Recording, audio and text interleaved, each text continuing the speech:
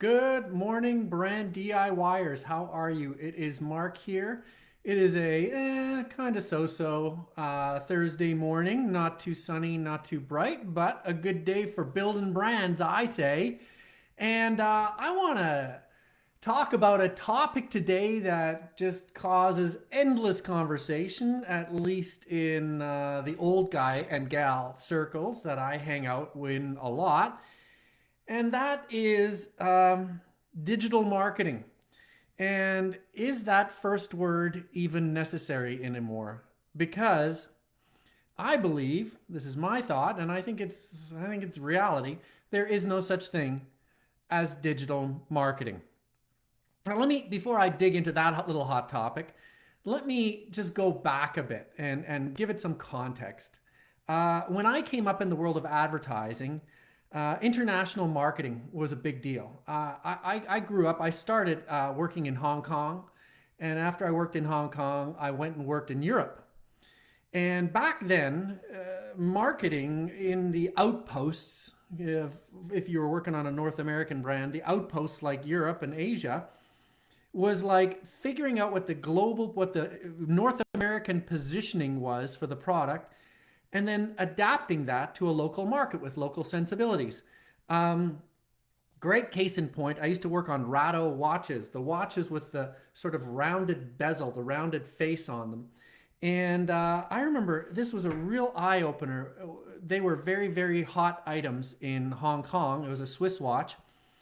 And I remember taking them to mainland China. And this was before the days that mainland China had opened commercially as much as it is now.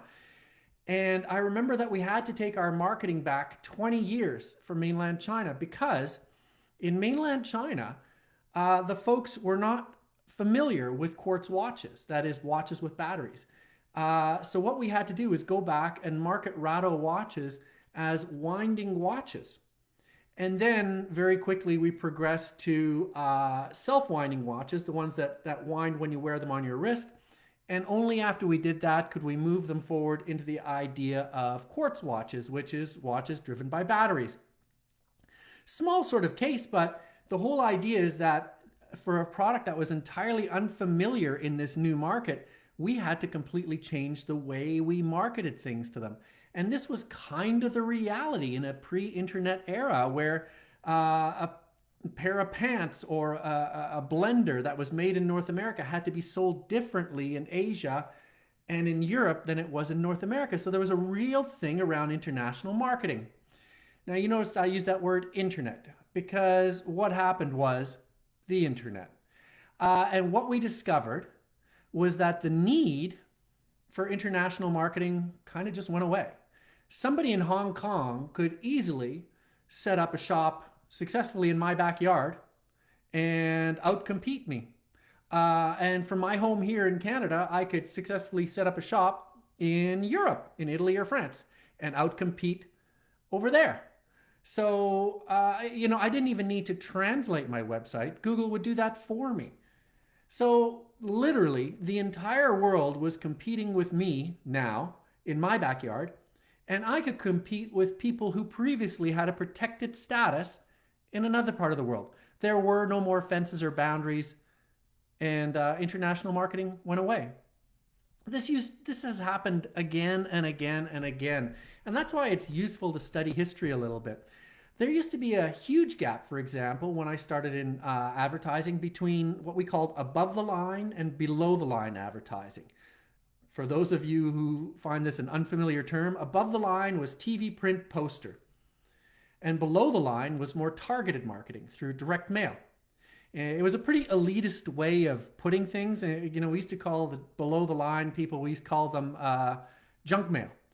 But that's just the way it was. That's just there were like two realities, two worlds. And then I can actually recall, it wasn't that long ago, my CEO putting on a big drive inside of our agency to integrate all our offerings into one cohesive package.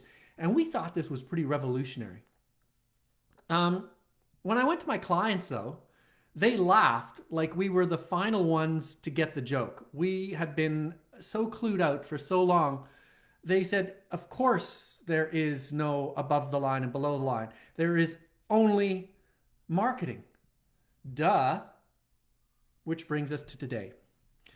Digital marketing used to be new and novel, and now it's not. On every project that I work on, we talk to people digitally first.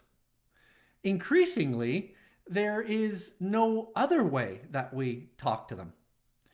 Now, this is easy to say. Saying this is a matter of fact, but for all the oldsters who were raised in a pre-digital or non-native way, as they say, it's kind of tough to wrap your head around.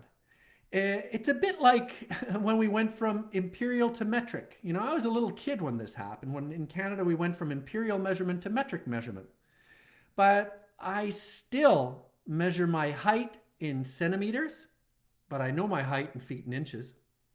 And I know my weight in pounds, but I don't really know it in kilos. I measure cooking in cups, imperial, and milliliters. I have a pretty good grip on how far a mile is, but I know pretty much exactly how far a kilometer is.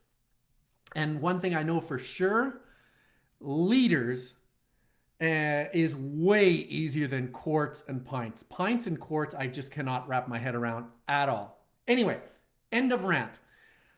What do we want to take from all of this? There is no divide between digital and non-digital marketing. Anybody who continues to talk like that is either a throwback to a previous era and uncomfortable with the idea of everything being digital, or somebody trying to put a sort of a spin on stuff so that they can be a little more exclusive and charge more for their digital expertise. Assuming that you just don't get this whole digital thing. They're the digital wizard and therefore they're going to keep you in the dark. Don't buy it. Digital is everywhere. All the tools are out there. It is just a question of talking to people in a new place. All right? So here is the actual delineation. And this is the delineation that has been with us since marketing was invented. The delineation is strategy and tactics. That's truly the two sides. Strategy isn't digital or traditional. It's insights, it's creativity, it's understanding what the consumer wants, it's understanding what you're making and what you think it should deliver. It's human. It's all about being human and understanding what humans want.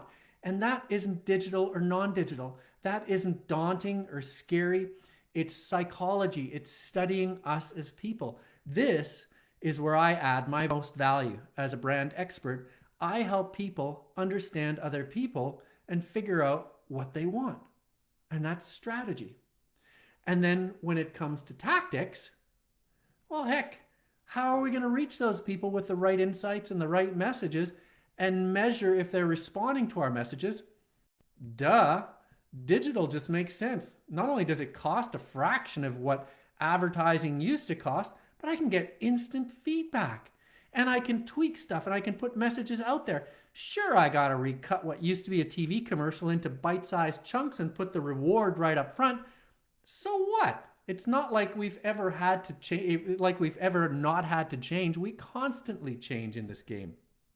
So, for all of you who think that digital is just marketing and wonder what the heck a TV ad actually is or was, please take pity on us. I lived through the change from international marketing to global marketing. I lived through the change from imperial to metric. I lived in the change from completely old school, non-digital media to digital media. And like I said, that leaves sort of ghosts and it leaves old habits.